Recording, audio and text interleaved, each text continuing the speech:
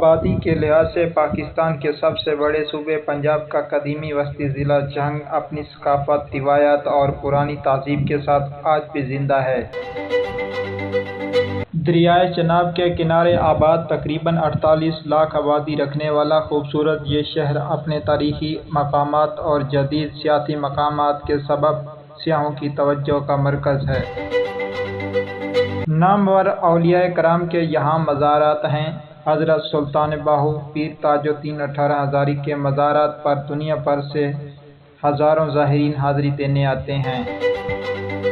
ہیر رانجھا کا مزار قدیم فن تعمیر کا نادر نمونہ ہے۔ لوگ آج بھی ہیر کے دربار پر محبت کے تیر چلاتے ہیں۔ سرزمین جنگ ایک مردم خیز علاقہ اور اولیاء کرام کا مسکن ہے۔ اس کا زیادہ تر رقبہ میدانی ہے اور اس کے مغرب میں تھل کا صحرائی علاقہ ہے۔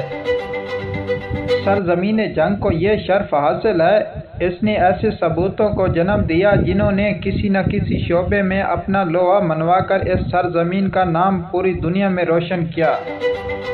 اس دھرتی نے حضرت سلطان باہو جیسے سلطان العارفین، ڈاکٹر عبدالسلام جیسے سائنسدان، ڈاکٹر طاہر القادری جیسے اسکالر، صفدر سلیم سیال جیسے نامور ادیب اور شاعر، اور علیم ڈار جیسے امپائر پیدا کیے۔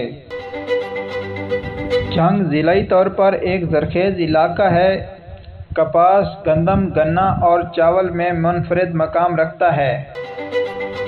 یہاں 70 کے قریب صنعتی یونٹس قائم ہیں۔ Sugar mills, oil mills, rice mills اور ٹیکسٹائل ملز شامل ہیں۔ ضلع جھنگ اس وقت 128 یونین کونسل پر مشتمل ہے۔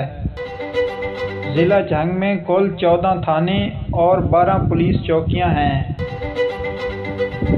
گھوڑ سواری، نیزہ بازی، کبڈی یہاں کے روایتی کھیل ہیں۔ جھنگ کی اکثریتی آبادی کی زبان پنجابی ہے اور بعض علاقوں میں سرائکی بھی بولی جاتی ہے۔